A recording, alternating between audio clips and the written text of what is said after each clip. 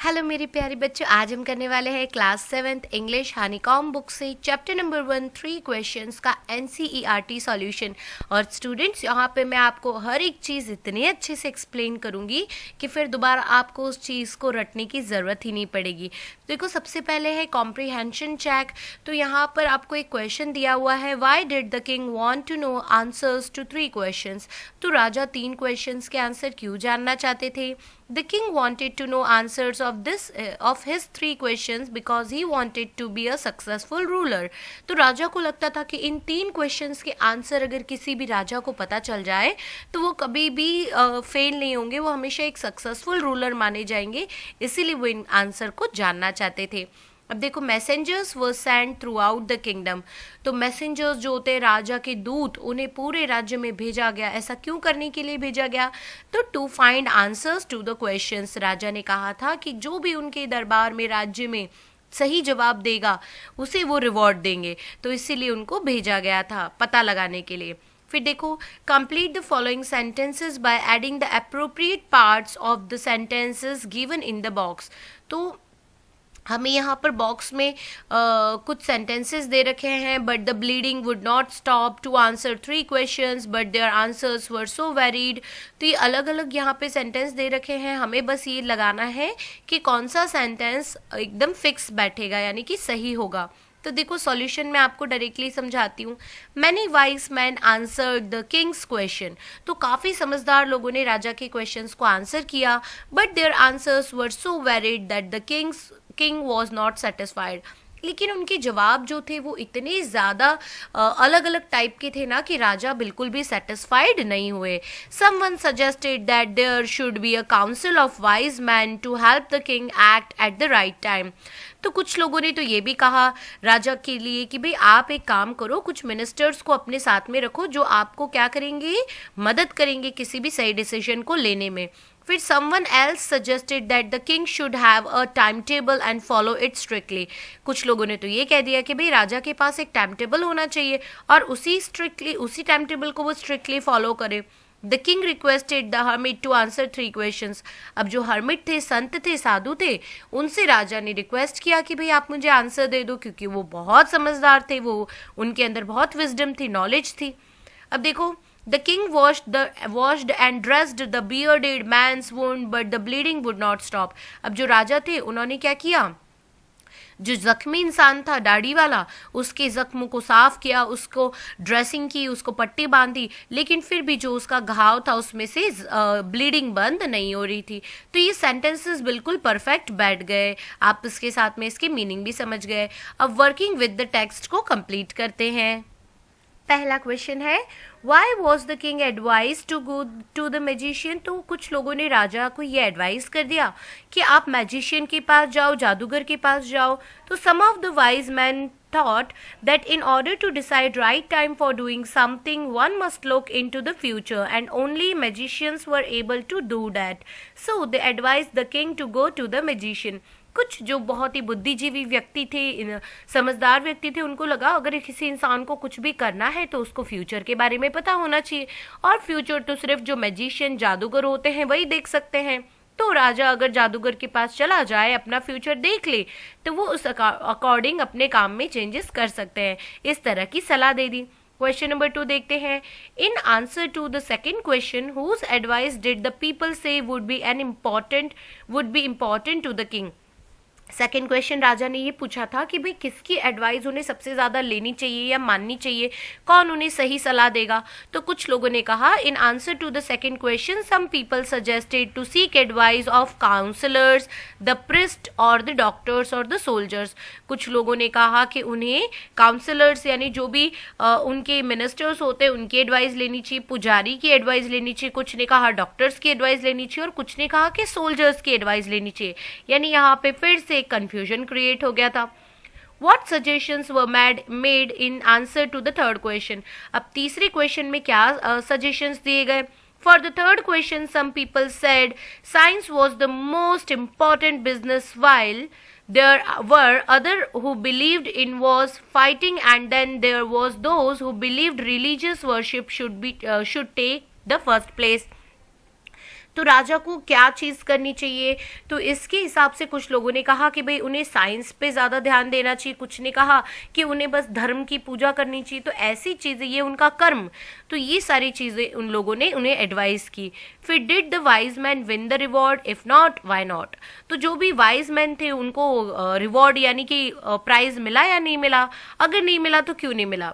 तो देखो, no, the wise man didn't win the reward because their answers were so different from each other and king was not satisfied with their answers. तो अब जो भी बुद्धिमान व्यक्ति थे उन सभी के आंसर अलग अलग थे। कोई कह रहा है सोल्जर से पूछो, कोई कह रहा है डॉक्टर से पूछो, कोई कह रहा है कि जादूगर के पास जाओ। तो ये अलग अलग जवाब जो थे, इससे किंग बिल्कुल भी सेटिस्फाइड नहीं हुए, वो और ज़्यादा कंफ्यूज हो गए और इसीलिए उन्होंने किसी को भी रिवॉर्ड नहीं दिया। वो कहते हैं ना, अगर किसी को हम प्राइज तो तब दें जब हम सेटिस्फाइड हो ना, हम लोगों को सही लगे वो। How did the king and the hermit help the wounded man. तो जो हर्मिट थे, साधु थे, और किंग ने उस जख्मी इंसान की मदद कैसे की। The king washed the wound and covered the wound on off the man with his handkerchief and kept on dressing it until the bleeding stopped completely. तो जो राजा थे उन्होंने क्या किया, उसके जख्म को, जो बियर्डेड मैन था, जख्मी आदमी था, उसके जख्मों को धोया, साफ किया, उसको कवर किया अपने हैंडकरचीफ से और ड्रेस करते रहे, यानी पट्टी बांधते रहे जब तक उसका जो खून था वो बिल्कुल कंप्लीटली रुका नहीं। The king also offered the wounded man water to drink. The hermit helped the king to bring the wounded man inside his hut and allowed the man to spend his night in the hut. अब जो hermit थे, साधु थे, उन्होंने क्या किया, उन्होंने उस जख्मी इंसान को अपनी झोपड़ी में आने की इजाज़त दी और कहा कि भाई आप यहाँ पे सारी रात रुक सकते हो। राजा ने उस जख्मी इंसान को पानी भी पिलाया। देखो, who was the bearded man? Why did he ask for the king's forgiveness? तो ये दाढ़ी वाला इंसान कौन था और इसने राजा की, मतलब राजा से क्षमा क्यों मांगी। तो देखो, the bearded man was an enemy of the king. He wanted to take revenge of his brother's death by killing the king and taking away all his property. तो ये जो दाढ़ी वाला इंसान था ये राजा का दुश्मन था और ये राजा से बदला लेना चाहता था क्योंकि राजा ने उसके ब्रदर को सजा के कारण मरवा दिया था, सजा देकर, और उसकी सारी प्रॉपर्टी भी जब्त कर ली थी, ले ली थी। The bearded man asked the king's forgiveness because he wanted to kill the king, but the king has saved his life. अभी जो bearded man था इसने राजा से क्षमा इसीलिए मांगी क्योंकि ये तो राजा को मार डालना चाहता था और उसी लिए आया था, लेकिन राजा को मारने जब ये आया था तो राजा के जो सिपाही थे उन्होंने इस bearded man को जख्मी कर दिया था, लेकिन फिर भी राजा ने इसकी जान बचाई। तो he was grateful to the king now. उनको लगा कि भाई मेरी जान बचाने वाले से अब मैं इसकी जान लेने वाला था, तो अब मुझे इनसे क्षमा मांगनी चाहिए। The king forgive the bearded man. What did he do to show his forgiveness. तो राजा ने उस बियर्डेड मैन को माफ कर दिया। ये आपको कैसे लगता है, आप राजा ने ऐसा क्या किया कि बियर्डेड मैन को हमें पता चल गया कि भाई बियर्डेड मैन को राजा ने क्षमा कर दिया। तो देखो, the king showed his forgiveness by promising the man that he will send his doctor and servants to look after him and also promise to return him all his property. तो भाई राजा ने उसको क्षमा कर दिया। हमें ऐसे पता चल गया कि राजा ने उसको प्रॉमिस किया कि आप घर पहुंचो, मैं अपना एक सर्वेंट आपकी सेवा में भेज रहा हूँ, मेरा जो डॉक्टर है वो भी आपका इलाज करेगा, आपके जख्मों को ठीक करेगा, और मैं जितनी भी प्रॉपर्टी मैंने आपके भाई की जब्त कर ली थी, ले ली थी, वो भी मैं आपको लौटा दूंगा। तो इससे पता चलता है कि राजा ने उसको माफ कर दिया था। What were the hermit's answer to 3 questions? Write each answer separately. Which answers do you like the most and why? तो तीनों क्वेश्चन के आंसर देखो। The most important time, the hermit said, in our present is our present because it is the only moment when we have the power to act. तो जो सबसे पहला question था राजा का कि सबसे इम्पॉर्टेंट टाइम कौन सा है, तो हर्मिट ने कहा कि वो हमारा प्रेजेंट टाइम है जब हम कुछ कर सकते हैं। The most important person at a moment is we, ourselves, because the future is unknown and we don't know whether we will meet anyone in the future or not. तो जो दूसरा क्वेश्चन था राजा का कि सबसे इम्पॉर्टेंट टाइम कौन सा है, तो मतलब सबसे इम्पॉर्टेंट पर्सन कौन है, तो वो हम खुद ही हैं हमारे लिए, क्योंकि जो बाकी किसी को तो हम जानते नहीं, तो हम जो भी करेंगे उसी से हमारा फ्यूचर डिसाइड होगा। फिर देखो so we should listen to our selves, तो हमें सिर्फ अपने आप को ही सुनना चाहिए, यही सबसे इंपॉर्टेंट पर्सन है जिससे हमें कोई भी चीज़ की एडवाइस लेनी चाहिए, हमारे अंतर्मन की सुननी चाहिए। The most important business is to be kind and good to others because we have been sent in this world to serve this noble cause. और सबसे इंपॉर्टेंट काम हमें ये करना चाहिए कि हमें लोगों की मदद करनी चाहिए, लोगों के साथ में बड़े प्यार से रहना चाहिए, क्योंकि इसीलिए हमें गॉड ने यहाँ पे भेजा है। I like the third answer the most because helping someone is need is like serving God. It makes us good person and brings a sense of satisfaction and contentment।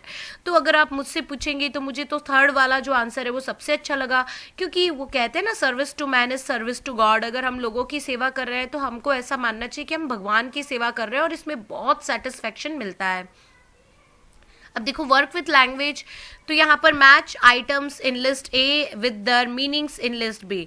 तो स्टूडेंट्स यहाँ पे हम साफ देख सकते हैं, वुंडेड का मतलब होता है जख्मी, अवोक का मतलब होता है जागा हुआ, फॉरगिव का मतलब होता है क्षमा, फेथफुल का मतलब होता है कि जिस पे भरोसा कर सकते हैं, पिटी, तो पिटी का मतलब यहाँ पर होता है जिसको किसी को दुख हो रहा हो, बैड्स का मतलब होता है कि जब हम कोई भी चीज़ हम कहते हैं ना कि ओशन बैड, या फिर आप अपनी जियोग्राफी में भी पढ़ते हो ओशन बैड की बात करें हम, या फिर कोई भी प्लांट्स हमें उगाने हैं तो सॉइल बेड की बात करें, आपने सॉइल हॉरिजोन्स भी पढ़ रखे होंगे। तो ये हमारे स्मॉल पैचेस ऑफ ग्राउंड आ गए। फिर रिटर्न का मतलब होता है किसी भी चीज़ को गिव बैक करना। तो देखो मैं यहाँ पे आपको करेक्ट बता देती हूँ, वुंडेड का मतलब सीवियरली इंजर्ड, अवोक का मतलब गॉट अप फ्रॉम स्लीप, फिर बाद में फॉरगिव का मतलब होता है पार्डन, क्षमा कर देना, फेथफुल का मतलब होता है लॉयल, वफादार, पिटी का मतलब होता है जिसको दुख हो रहा हो, गिल्टी है जो, बैड्स मतलब small patches of ground for plants, return का मतलब किसी भी चीज को लौटा देना, गिव बैक करना। फिर देखो each of the following sentences has two blanks, fill the blanks with appropriate forms of the word given in the bracket. तो अब हमारे यहाँ पे ब्रैकेट्स हैं, कुछ यहाँ से जो वर्ड्स दिए हुए हैं उनके करेक्ट फॉर्म लेना है। तो देखो he has dash to help me, do you think he will remember this dash promise. तो यहाँ पर हम लोगों को इस तरीके से एक एग्जाम्पल दे रखा है कि देखो ही हैज प्रॉमिस्ड, तो एक ही वर्ड को हमें 2 बार रिपीट करना है लेकिन उसके वर्ड फॉर्म सही रखना है। तो यहाँ पे आएगा he has promised me to help, उसने मुझे वचन दिया है कि वो मेरी मदद करेगा। Do you think he will remember his promise, क्या आपको लगता है कि वो अपना वचन निभाएगा। तो इस तरीके से हमें सेंटेंसेस बनाने हैं। तो हम यहाँ पर देखो इन सेंटेंसेस को यहाँ से कंप्लीट करते हैं। The dash said that only fresh evidence would make him change his dash. तो डैश यानी जज दिया हुआ है, तो जज ने ये कहा कि सिर्फ ताज़ा एविडेंस होंगे, जो सबूत होंगे उसी से उनका जजमेंट चेंज होगा।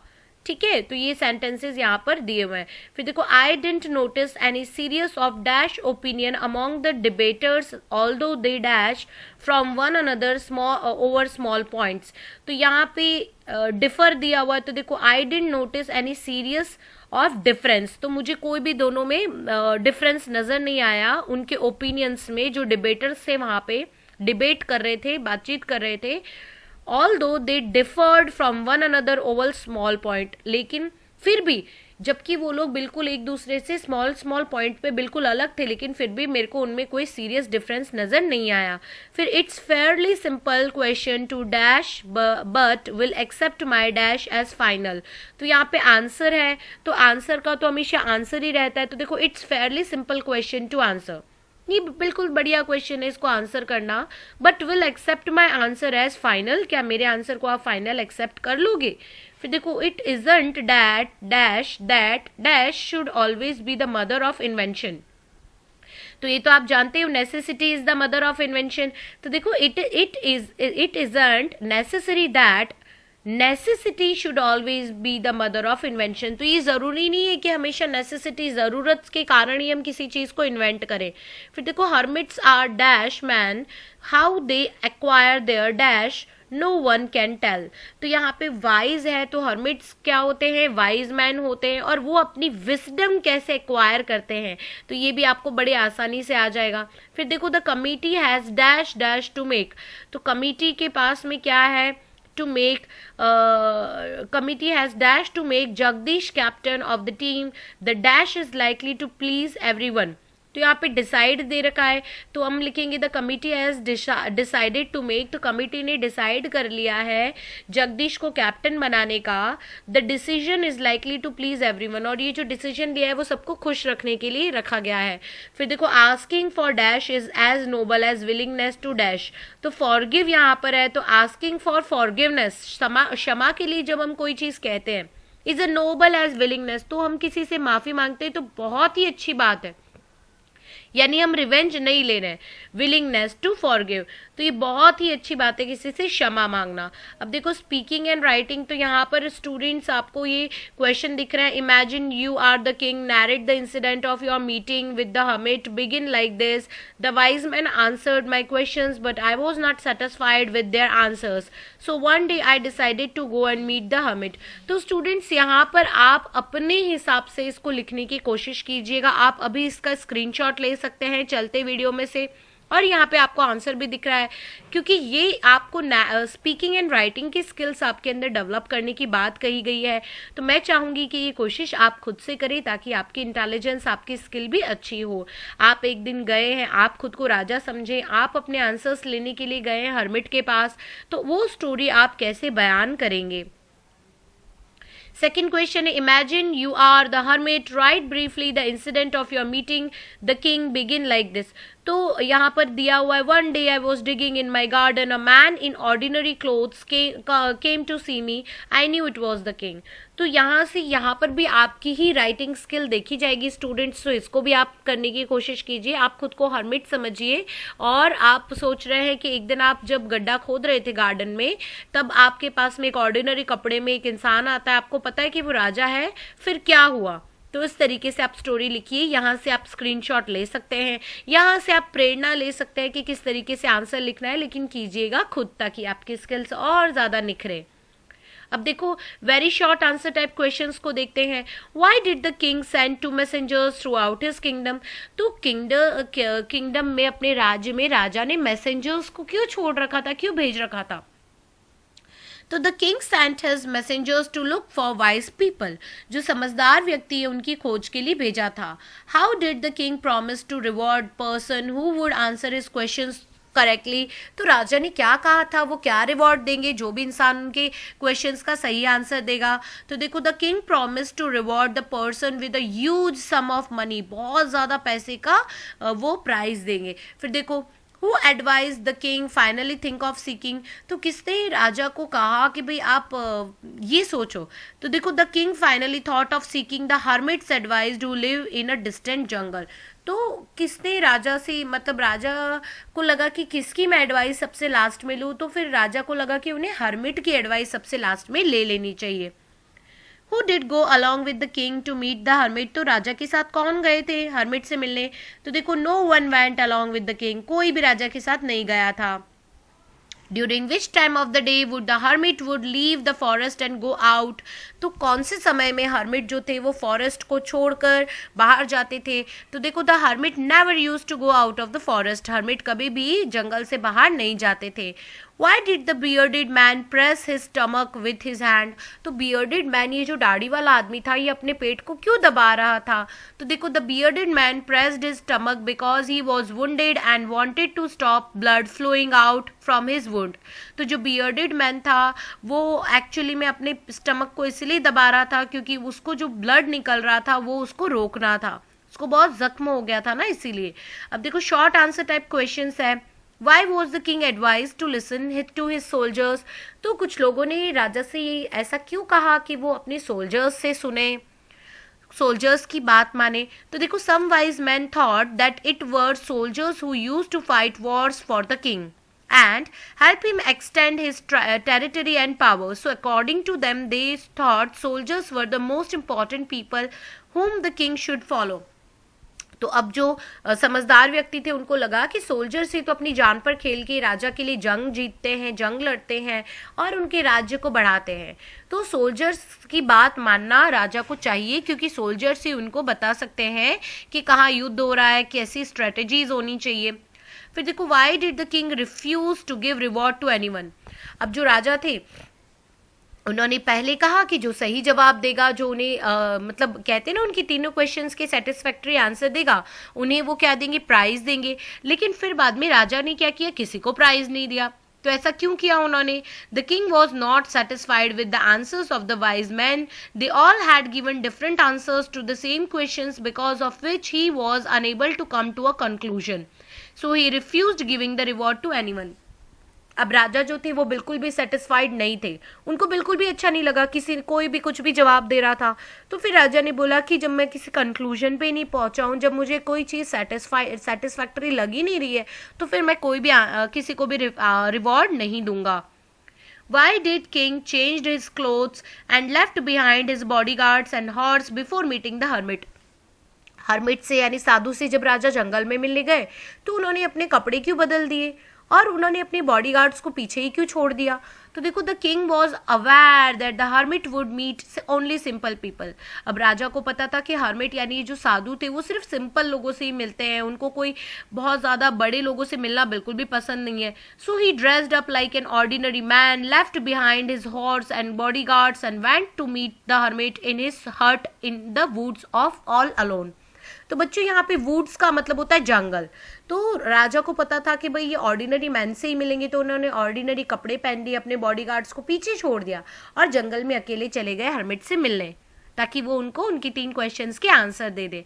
फिर देखो, describe the hermit in 1 or 2 sentence. तो बच्चों, अब यहाँ पे हर्मिट के को डिस्क्राइब करना है कि हर्मिट कैसे दिखाई देते थे, वो कैसे रहते थे। तो देखो, hermit was a weak old man and used to live amidst the woods which he would never leave. तो हर्मिट जो थे वो बहुत ही कमज़ोर से बूढ़े व्यक्ति थे और वो एमिडिस्ट का मतलब होता है बीचों बीच जंगल के रहते थे, वुड्स का मतलब होता है यहाँ पे जंगल, और जिसको वो कभी छोड़ना नहीं चाहते थे जंगल को। He was digging the ground in front of his hut for sowing seeds. और वो क्या कर रहे थे, ज़मीन को खोद रहे थे उनकी झोपड़ी के आगे, ताकि वो वहाँ पर बीज बो सके। When the king arrived and the tedious task had made him tired। तो ये जो बहुत ही ज़्यादा खोदने वाला काम, मेहनत का काम, इससे क्या हो गया, वो टायर्ड हो गए थे, थक गए थे। Here comes someone running who has been referred to in this sentence। तो यहाँ पर कोई भागता हुआ आ रहा है, तो ये सेंटेंस किसके लिए कहा गया है? तो देखो, the bearded man is being referred to in these lines. तो यहाँ पे हम बियर्डेड मैन यानी दाढ़ी वाले आदमी की बात कर रहे हैं। He had planned to attack the king but was instead attacking by the king's bodyguard। अब उसने क्या किया, उसने प्लान किया था कि वो राजा को अटैक कर देगा, क्योंकि उसके ब्रदर को राजा ने सजा दे दी थी मौत की और उसकी सारी प्रॉपर्टी भी ले ली थी। तो इसने सोचा था कि वो राजा को अटैक कर देगा, लेकिन हुआ क्या, उल्टा हो गया। राजा के जो सिपाही थे उन्होंने उस पर अटैक कर दिया और उसको बहुत ज़्यादा जख्मी कर दिया था। He had received a wound in his stomach. और उसके जो पेट में बहुत बड़ा एक जख्म हो गया था, घाव हो गया था। He was rushing towards the hermits हट फॉर हेल्प। और वो भाग रहा था हर्मिट की हेल्प की तरफ, हेल्प के लिए। अब देखो, लॉन्ग आंसर टाइप क्वेश्चंस को समझते हैं। What were the replies the king received for his first questions? तो वही सारे क्वेश्चंस जो अभी हमने ऊपर इतनी देर से देखते आ रहे हैं, वही की वही यहाँ लिखे हुए हैं कि in reply to his first question the king advise to follow time table. किसी ने कहा कि राजा आप टाइम टेबल को फॉलो करो, तो आपको पता चल जाएगा कब किस टाइम पे क्या करना है। There were some people who were of the opinion that it was impossible to decide the right time in advance. कुछ लोग कह रहे थे कि सही समय को तो भाई ढूंढ पाना बिल्कुल मुश्किल है। फिर इस तरीके से बता रहे थे, the king was suggested to keep a note of all the happenings around him. कुछ लोगों ने बोला कि जो भी हो रहा है वो सब चीज़ों की नोट बना के रखें। Avoid indulging in excessive pleasure and do everything and that seemed important at an particular time. तो भाई कोई भी चीज़ को आप अवॉइड करो जो भी हो रही है, एक्सेसिव ज़्यादा हो रही है, युद्ध ज़्यादा मत करो, हर एक चीज़ इस तरीके से लोगों ने उलट पुलट सबने जवाब दिए। Along with this, he should have a team of intelligent people to guide him to the right thing at the right time। अब कुछ लोगों ने कहा कि आप कुछ लोगों की एक टीम बना लो, काउंसिल मिनिस्टर्स बना लो, ताकि सही समय पे वो आपको सही सलाह दे सकें। Describe the king in your own words, तो यहाँ पे भी स्टूडेंट्स आप अपनी स्किल्स को दर्शा सकते हैं। तो किंग कैसे थे, तो the king wanted to be a good ruler, he was seeking answers for the 3 questions which he thought would help him in his mission. तो राजा एक अच्छे रूलर बनना चाहते थे और इसीलिए उनको 3 क्वेश्चन के जवाब चाहिए थे ताकि वो एक बहुत ही अच्छे रूलर बन सकें। तो देखो, the king was kind hearted, वो एक दयालु इंसान थे। When he found the old man tired of digging the ground he offered him his help. तो अब आप सोच रहे होंगे कि वो दयालु कैसे थे, तो दयालु ऐसे थे, हमें ऐसे पता चलता है कि जब वो जो ओल्ड मैन थे, हर्मिट थे, जब वो गड्ढा खोद खोद के प्लांट लगाने के लिए गड्ढा खोद रहे थे, थक गए थे, तो इसने राजा ने जो है उनसे कहा कि मैं खोद दूं आपके लिए गड्ढा, मतलब ये दयालु थे। ही offered him his help, he kept on bandaging the bearded man wound until blood stopped coming out from it। और इन्होंने जब वो जख्मी इंसान आया तो इन्होंने अपना रुमाल निकाल के दे दिया और तब तक उसको ड्रेस यानी कि पट्टी बांधते रहे जब तक उसका खून बंद नहीं हो गया। तो इससे पता चलता है कि राजा काफी दयालु थे।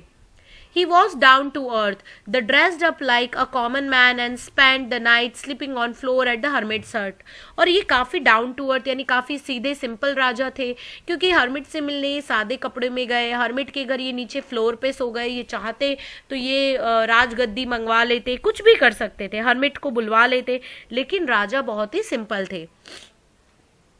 Describe the bearded man in your own words, तो अब बियर्डेड मैन कैसे हैं उसको डिस्क्राइब करो। तो बियर्डेड मैन वॉज करेजियस, काफ़ी हिम्मत वाला व्यक्ति था कि राजा को अकेले मारने चला आया। ही वॉन्टेड टू रिवेंज, यहाँ पे स्टूडेंट्स ए नहीं आएगा, यहाँ पे आर आएगा, तो आप इसको चेंज कर लीजिएगा। He wanted to revenge his brother's death killing the king, तो इसको बदला लेना था अपने भाई की मौत का राजा को मारकर। He lacked patience because when the king's did not return by evening, तो ये क्या कर रहा था, राजा का इंतजार कर रहा था राजा कब लौटेगा, लेकिन राजा नहीं लौटा, तो इसका पेशेंस इसके अंदर अब सब्र नहीं रहा और ये फिर ही बिकेम एंग्शियस, और ये बहुत ज़्यादा फिर बेचैन होने लगा। और जहाँ ये छुपा हुआ था, लेफ्ट हिज हाइडिंग प्लेस, अपनी प्लेस पे जहाँ ये छुपा हुआ था वो जगह छोड़ दी और राजा को मारने के लिए निकल पड़ा। He was thankful and obliged by the Kings act, he repented for his act and asked for forgiveness. तो राजा ने जब इस पे दया दिखाई तो इसको बहुत अच्छा लगा, इसने राजा से क्षमा मांगी, क्योंकि जिस राजा को ये मारने आया था उसी ने इसकी जान बचाई। He return the favour by promising the king faithfulness for his entire family for the kingdom. और जब ये वहां से लौटा तो इसने राजा को प्रॉमिस किया, वचन दिया कि सारी जिंदगी ये और इसका परिवार राजा की सेवा में लगा रहेगा। The king had done right things at the right time.